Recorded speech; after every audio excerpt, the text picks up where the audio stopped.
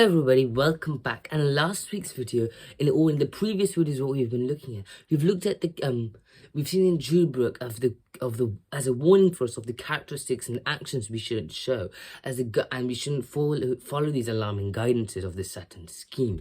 We've seen so far two of the people, which is Cain and Balaam, in detail about what they've done to be a characteristic mentioned in the Jude book and something we shouldn't do. We can see here. Then we can see indeed, especially about Cain, after understanding the knowledge of God, about God's plan and purpose, he didn't deliver the faith. Rather, he offers the sacrifice in his way, the way he wishes to. He wants to deliver in the way he wanted to. And we can clearly understand by how God is leading them in this way after even the parents had was taken out of the Eden garden. We can clearly see what's God trying to do. But in Genesis 4th chapter, God has actually had a conversation with Cain in a similar way he had with Adam in the Eden garden. But we can see when he's communicating with God, it doesn't appear like it was straight, like he was communicating with God, like his first time. It didn't appear like it was his first time. It looked like a straight-on conversation of a fast reply and a conversation with the Father. So this picture shows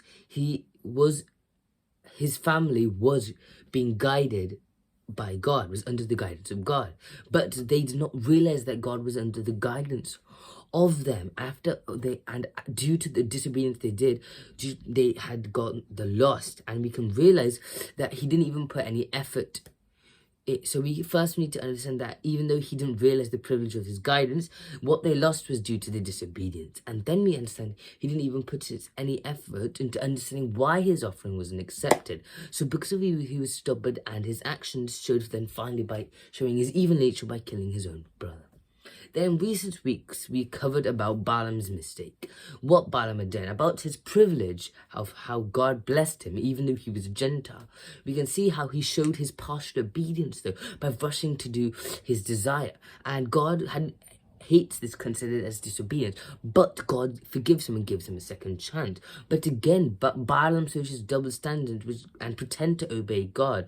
But again, he shows his heart, which he wants to please the king. And this cunning plan made God very angry, because due to his cunning plan, he destroyed almost 24,000 Israelites to help King Balaam. But later we understood that he was punished for his mistakes since his head was cut off. So this is why he was written in the Bible. But then we have one more person written in the Jude book. And let's read that verse, the Jude 11th verse once again. Woe to them, for they walked in the way of Cain and abandoned themselves for the sake of gain to Balaam's error and perished in Korah's rebellion. Now, what has Korah done? Why is he here? Why has he been recorded as a warning for us? His history is recorded in Numbers 16th chapter, which we will see later. See you next time. Bye.